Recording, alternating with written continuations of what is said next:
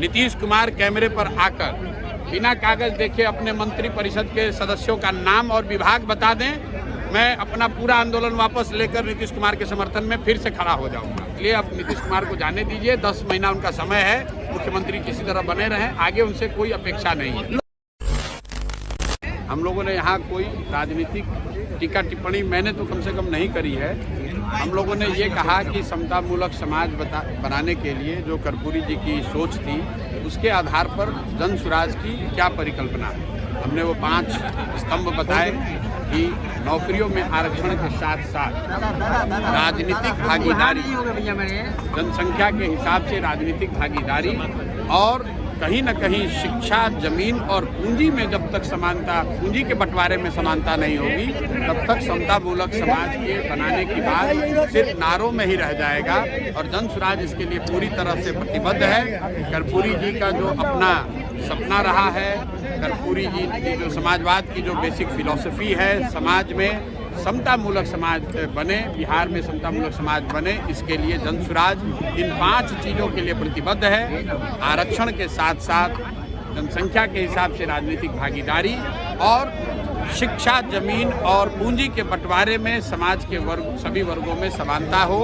जो मैंने आपको बात बताया कि 75 साल के आज़ादी के बाद भी आज सिर्फ 10% लोग ही बिहार में 12वीं पास करते हैं, और उसमें भी अति पिछड़ा समाज सिर्फ 5.5% लोग 12वीं पास कर रहे हैं। आज अति पिछड़ा समाज सिर्फ 5.5% लोग ही 12वीं पास कर रहे हैं।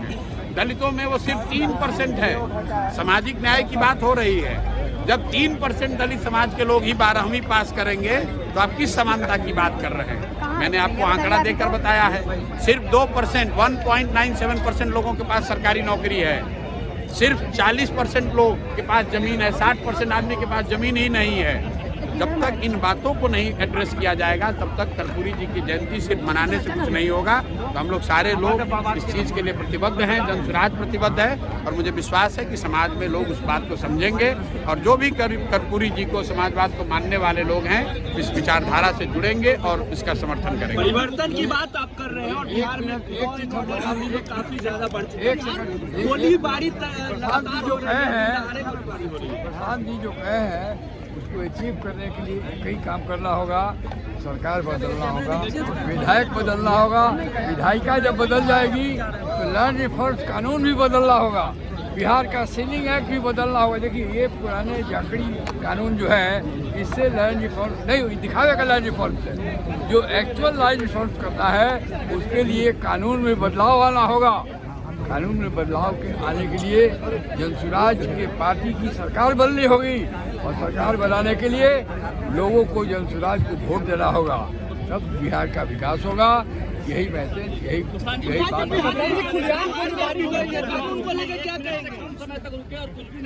भाई देखिए, नीतीश कुमार जी पर आप लोग ज़्यादा प्रेशर मत बनाइए। हम लोग पहले से कह रहे हैं कि मानसिक शारीरिक तौर पर नीतीश कुमार थक गए हैं। अब 8-10 महीना रह गया है, उनको एक अन्य मार्ग का लुत्फ उठाने दीजिए। मानसिक तौर पर मैंने पहले भी कहा है, नीतीश कुमार की ये स्थिति नहीं है कि वो बिहार जैसे राज्य के मुखिया बने रहे।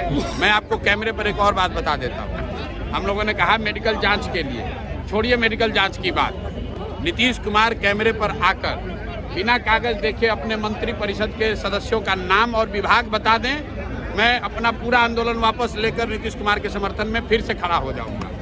नीतीश कुमार अपने मंत्री परिषद के लोगों का नाम और विभाग नहीं बता सकते हैं, उससे आप क्या अपेक्षा करते हैं? इसलिए अब नीतीश कुमार को जाने दीजिए, 10 महीना उनका समय है, मुख्यमंत्री किसी तरह बने रहें, आगे उनसे कोई अपेक्षा नहीं है। लॉ एंड ऑर्डर को लेकर क्या कहिएगा, जिस तरीके से गोलियां चल रही हैं अनंत सिंह और मेरे भाई अनंत सिंह और उनका संबंध आज के सत्तासीन लोगों से क्या है, वो आपको हमसे बेहतर पता है।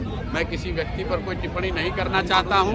बिहार में बालू माफिया, शराब माफिया और अफसरशाही, उसमें आप लॉ एंड ऑर्डर कैसे बेहतर एक्सपेक्ट कर सकते हैं? तो जब आप पूरी व्यवस्था, जब मुख्यमंत्री सक्षम ही नहीं है मानसिक तौर पर कोई निर्णय लेने को, सरकार चलाने को, सरकार का इकबाल ही खत्म हो गया है, तो ये चीज़ें तो स्वाभाविक तौर पर होंगी ही होंगी। बिल्कुल, आप RTI दायर किया जा रहा है। सरकार से ये पूछा जाएगा पूछा जाएगा कि जनता के पैसे पर, सरकारी खर्चे पर पिछले 3 साल में नीतीश कुमार कहाँ कहाँ मेडिकल इलाज के लिए, टेस्ट के लिए गए हैं, वो जनता को जानने का हक है। वो RTI में हम लोग सूचना के अधिकार के अंतर्गत वो जानकारी सरकार से मांग रहे हैं। किसान जी, आपने जयंती के बहाने रैली कर दी, चुनावी अभियान की शुरुआत है क्या? नहीं, चुनाव के अभियान की शुरुआत तो मैंने आपको प्रेस वार्ता में पहले कहा है कि गांधी मैदान से आगाज हुआ है और वहीं पर ख़त्म किया जाएगा। तो चुनाव के आगाज की शुरुआत गांधी मैदान से होगी, उसका डेट का बजाबता आपको ऐलान भी करेंगे। आज तो सिर्फ और सिर्फ कर्पूरी जी की जयंती थी और समतामूलक समाज बने, समाजवाद को जो जैसा देवेंद्र यादव जी ने बताया कि बिहार में समाजवाद को सही मायनों में फिर से स्थापित किया जाए, उसके लिए जो जन स्वराज के 5 सूत्रीय सोच है, विचारधारा का हिस्सा है, उसको अपने साथियों के बीच में बताने रखने का काम किया गया है। हैशटैग के साथ बिहार को बदल देंगे। जय बिहार! जय बिहार! जय बिहार!